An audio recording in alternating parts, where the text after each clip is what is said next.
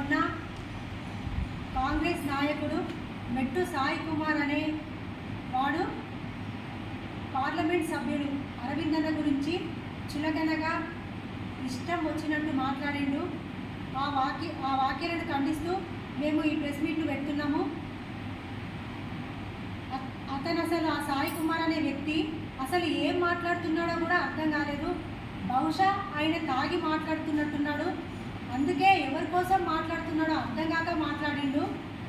నేను 2-3 సార్లు ఆ వీడియో చూస్తే తప్ప అతను ఏం మాట్లాడిండో నాకైతే అర్థం కాలేదు. నోరు దగ్గర ఉంచుకొని మాట్లాడాల్సిందిగా కోరుతున్నాము. నువ్వు అరవిందన్న గురించి మాట్లాడే అర్హత లేదు. అరవిందన్న కాదు, అరవిందన్న కారు కోసం కూడా మాట్లాడే అర్హత నీకు లేదని మేము చెప్తున్నాము. ఇంకొకటి ఏమన్నావు, రోడ్డు మీద కొడతా అన్నారు. ఎవరిని కొడతారు? మహిళలు సీఎం మీద ఎంత కోపంతో ఉన్నారు తెలుసా? ఒక్కసారి మీకు ఒక వీడియో తీసి చూస్తా, అప్పుడు మహిళలు ఎవరిని కొడుతున్నారో మీకు అర్థమవుతుంది.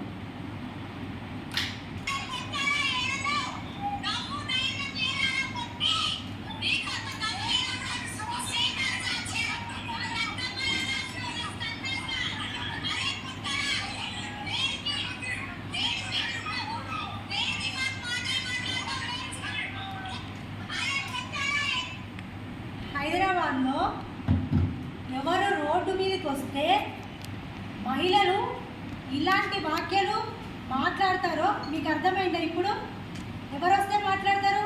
సీఎం రేవంత్ రెడ్డి గారు రోడ్డు మీదకి వస్తే తిట్టడం కాదు, కొట్టేటట్టున్నారు మహిళలు. ఇంకొక మాట ఏదో అన్నారు, నాయన పేరు చెప్పుకొని రాజకీయాల్లోకి వచ్చిందని.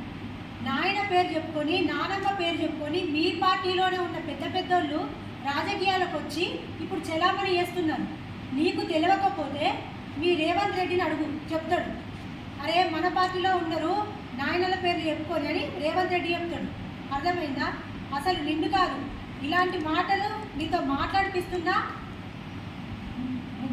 మంత్రి కానీ మంత్రి, ముఖ్యమంత్రి, శాఖ కానీ శాఖ, విద్యాశాఖ మంత్రి హైడ్రా చేస్తూ హైడ్రామాలు ఆడుతూ ప్రజలను మోసం చేస్తున్న ముఖ్యమంత్రిని అనాల. ఇలాంటి పిచ్చి పిచ్చి మాటలు నీకు తాగిపిచ్చి మాట్లాడిపించినట్టున్నాడు. ఎస్, పార్లమెంటు సభ్యులు ఎంపీ అరవిందన్న గారు కాబట్టే ప్రజల బాగోగులు తెలుసుకొని మహిళలు, విద్యార్థులు, తెలంగాణ ప్రజల సమస్యలు తెలుసుకొని రేవంత్ రెడ్డి గారు ఎలా పరిపాలిస్తున్నారో చూసి ఆ పరిపాలనకు ప్రజలు మోసపోవద్దనే రేవంత్ రెడ్డి మీద మాట్లాడుతుంటే మీరు మీ ఇష్టం వచ్చినట్టు మాట్లాడుతున్నారు. మీరు విద్యాశాఖ మంత్రికి రాజీనామా చేసి చదువుకున్నలకు విద్యాశాఖ మంత్రిని ఇవ్వండి, అప్పుడు తెలుస్తుంది మీకు విద్య గురించి ఏంటో.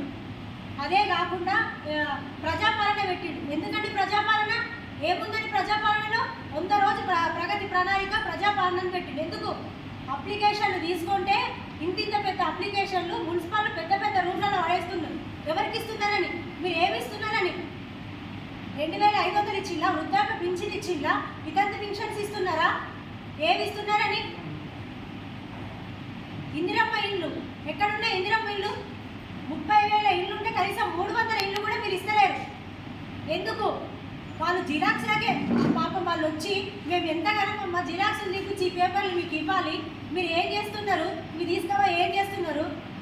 ఇంతవరకు ఎలాంటిది మాకు ఒక ఫోన్ వస్తలేదు, మీకు ఇది వచ్చిందమ్మా అది వచ్చిందమ్మా అని మాకు ఒక ఫోన్ వస్తలేదు, మేము ఎందుకు ఇవి ఇవ్వాలని అడుగుతున్నారు. వాళ్ళకి సమాధానం చెప్పండి రేవంత్ రెడ్డి గారు.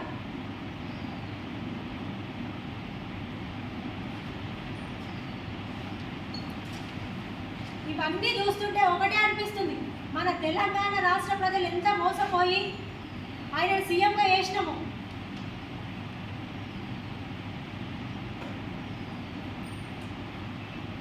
తెలంగాణ ప్రాంతాన్ని తెలంగాణ పరిపాలన ఒక పిచ్చి పరిపాలనలాగా అనిపిస్తుంది. తెలిసి తెలియని పరిపాలన చేస్తున్నట్టు అనిపిస్తుంది.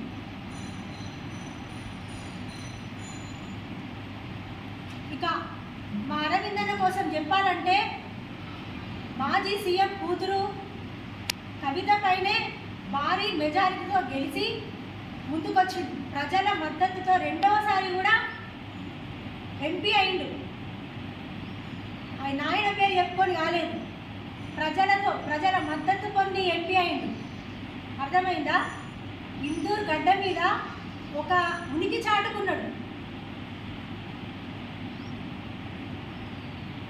ఇద్దరు ఎమ్మెల్యేలను 28 కార్పొరేట్లను 2 సార్లు గెలిపించుకున్నాడు.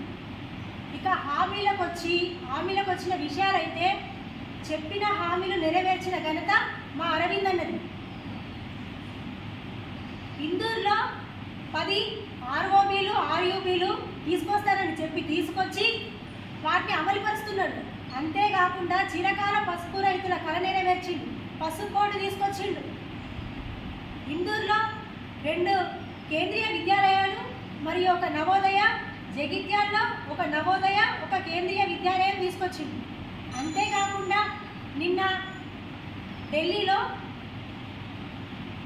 మా అర్బన్ ఎమ్మెల్యే ధన్పాల్ సూర్యనారాయణ గారు మరియు ఎంపీ అరవింద్ అన్న గారు రోడ్డు రవాణా శాఖ మంత్రిని కలిసి ఇక్కడ అభివృద్ధి కోసం, ఇందూరులో జరగాల్సిన అభివృద్ధి కోసం వారికి పత్రాలు అందజేశారు. ఇలా ఉండాలి, హామీలు ఇచ్చి నెరవేర్చడం అంటే ఇలా ఉండాలి. ఇందూరు అభివృద్ధి కోసం వాళ్ళు ఢిల్లీలో కూర్చొని అందరితో మాట్లాడుకుంటూ ఎలా చేయాలని చూస్తున్నారు. మీలాగా దొంగ హామీలు ఇచ్చి మోసపూరితమైన మాటలు చెప్పి తెలంగాణ ప్రజలను మోసం చేయట్లేదు. కార్పొరేషన్ ఎలక్షన్లలో కూడా మీరు ఫిబ్రవరిలో ఇందూరుకు వచ్చి మా మేయర్, కాంగ్రెస్ మేయర్ గెలిస్తే ఇందూరుని అభివృద్ధి చేస్తామన్నారు. ఏది అభివృద్ధి? ఎక్కడుంది? ఏం చేసిన అభివృద్ధి మీరు చూపించండి. తెలంగాణలోని జిల్లాలోనే చేయట్లేరు, ఇక్కడేం చేస్తారు? ఈ మోసపూరితమైన మాటలు ఆపండి. అంతేకాకుండా ఇలాంటి చిల్లర మాటలు ఇంకొకసారి మాట్లాడించొద్దని కోరుతున్నాము. అరవింద్ అన్నపై చేసిన ఈ వ్యాఖ్యలను ఖండిస్తూ రేవంత్ రెడ్డి గారు మీరు బయటికి వచ్చి బహిరంగంగా అరవింద్ అన్న గారికి క్షమాపణ చెప్పాలని కోరుతున్నాము. అలాగే మెట్టు సాయి, నువ్వు కూడా నీ పదవికి రాజీనామా చేసి అరవింద్ అన్నకు క్షమాపణ చెప్పాలి.